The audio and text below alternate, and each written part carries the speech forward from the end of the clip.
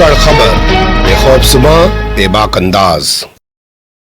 धाकड़ खबर के न्यूज़ से मैं आपके साथ हूं अकरम रईस खान। लगता है अब रवीश कुमार और ध्रुव राठी जैसे चंद जो पत्रकार हैं, अब सामाजिक कार्यकर्ता भी कह सकते हैं, समाज सुधारक भी कह सकते हैं, या बेखौफ लोग भी कह सकते हैं, जो इस सरकार की आंखों में आंखें डालकर सवाल पूछने की तो हिम्मत करते ही हैं, साथ ही इस सरकार के नफरती एजेंडे को, प्रोपेगेंडे को, झूठ को भी रोजाना बेनकाब करने का काम करते हैं। अब उनकी बैंड बजने वाली है। जी हां, अब उनकी बैंड बजने वाली है, अब उनकी शामत आने वाली है। और ऐसी बातें सोशल मीडिया पर इसलिए की जा रही हैं क्योंकि प्रधानमंत्री नरेंद्र मोदी ने लोकसभा में खड़े होकर ऐसे लोगों को उन्हीं के अंदाज में जवाब देने का ऐलान कर दिया है, यलगार कर दी है। तो कैसे प्रधानमंत्री नरेंद्र मोदी ने यह ऐलान किया है और क्यों इस ऐलान को करने की जरूरत पड़ी थी, और क्या इसे सिर्फ धमकी माना जाए या वाकई में मोदी सरकार, क्योंकि आप तो जानते हैं कहीं तक भी जा सकते हैं ये लोग खुद को बचाने के लिए और दूसरों को मिटाने के लिए,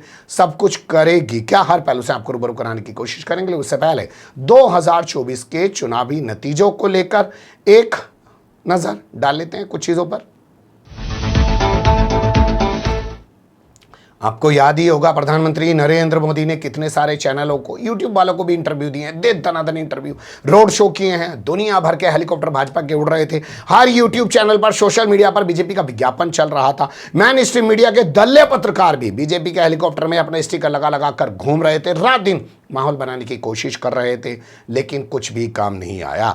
भैंस चुराने तक का मुद्दा उठाया गया, मंगलसूत्र चुराने तक का मुद्दा उठाया गया, आरक्षण हड़प कर मुसलमानों को देने का मुद्दा उठाया गया, लेकिन कोई भी एजेंडा प्रोपेगेंडा नहीं चला। नतीजा है, और उन्होंने इस बात पर मोहर लगा दी कि भाई अब तुम्हारे झूठ का दौर चला गया। अब लोग रवीश कुमार को सुनते हैं, ध्रुव राठी को सुनते हैं, पुण्य प्रसन्न वाजपेयी को सुनते हैं, और ऐसे ही चंद लोग हैं जो तुम्हारे एजेंडे प्रोपेगेंडे को बेनकाब करके रख चुके हैं, देश ही नहीं अब पूरी दुनिया के सामने। और उनकी पत्रकार ने धमाल मचा दिया है, और अब भारत का जो वोटर है वो जाग चुका है, और नरेंद्र मोदी को उसने बैसाखियों पर लाकर खड़े कर दिया है। एक तरफ नीतीश कुमार की बैसाखी और एक तरफ चंद्रबाबू नायडू की बैसाखी। तो उसी के बाद लगता है मोदी जी बौखला से गए हैं। कैसे कहा जा रहा है ऐसा, सुन लीजिए इस वीडियो में जो उन्होंने लोकसभा में बोला है।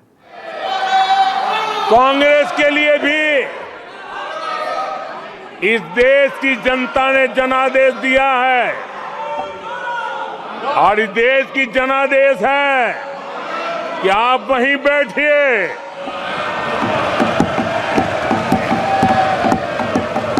विपक्ष में ही बैठो,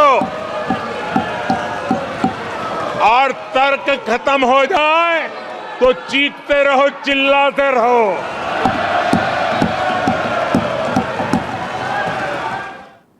विपक्ष के नेताओं को कितनी इज्जत के साथ बोल रहे हैं। आपने देखा होगा ओम बिरला स्पीकर लगातार बातें करते हैं कि साहब आप जो है मतलब विपक्ष के नेताओं से गरिमा में बात करिए, ऐसे नहीं बोल सकते हैं। और नरेंद्र मोदी क्या बोल रहे हैं यहाँ पे, चिल्लाते रहो। ये भाषा एक सदन के नेता की हो सकती है, प्रधानमंत्री की हो सकती है, स्पीकर को तय करने दीजिए। लेकिन इससे आगे चलकर वो कहते हैं कि संविधान को सिर पर रखकर नाच रहे हैं। वोट बैंक की राजनीति का हथियार बनाने वालों ने 370 को उसने जम्मू कश्मीर का जो हालात कर दिए थे, वहां के लोगों के अधिकार छीन लिए थे।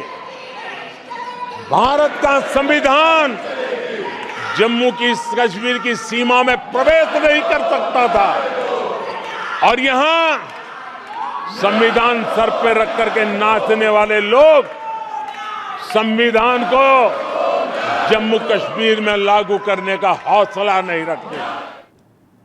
सुन ली भाषा आपने, संविधान को सिर पर रखकर नाचा जा रहा है। किसकी भाषा है? कोई ऐतराज किया गया? कोई शब्द ऐसे आपने सुने हो स्पीकर के मुंह से कि भैया इनको एक्सपंज किया जाएगा, इनको रिकॉर्ड में शामिल नहीं किया जाएगा? सब कुछ भी बोल सकते हैं साहब, क्योंकि साहब तो भैया कहना राहुल गांधी का जो है बायोलॉजिकल पैदा ही नहीं हुए हैं, उनका तो भगवान से सीधा कनेक्शन है। तो वो जो बोल रहे हैं भगवान की भाषा बोल रहे हैं, हो सकता है कल को आने वाले समय में ये भी कह दिया जाए। लेकिन हम बात कर रहे थे कि क्या वाकई में अब रवीश कुमार, ध्रुव राठी जैसे, प्रणब प्रसून वाजपेयी जैसे लोगों की बैंड बजने वाली है, शामत आने वाली है, और कैसे नरेंद्र मोदी ने बात कही है, अब वो सुन लीजिए। आदरणीय सभापति जी, 2014 में सरकार में आने के बाद देश के सामने एक बहुत बड़ी चुनौती कांग्रेस के साथ ही कांग्रेस का इकोसिस्टम भी रहा है। ये इकोसिस्टम से मिली खाद पानी, इसके दम पर एक कांग्रेस की मदद से ये इकोसिस्टम 70 साल तक फला फूला है। मैं आज सभापति जी इस इकोसिस्टम को चेतावनी देता हूं। मैं इस इकोसिस्टम को चेताना चाहता हूं।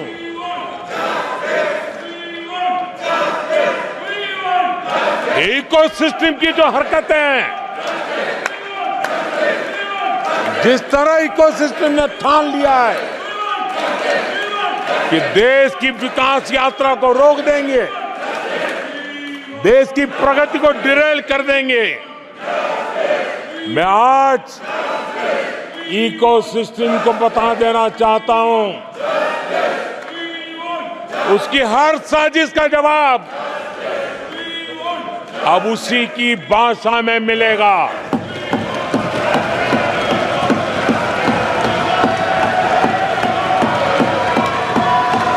यह देश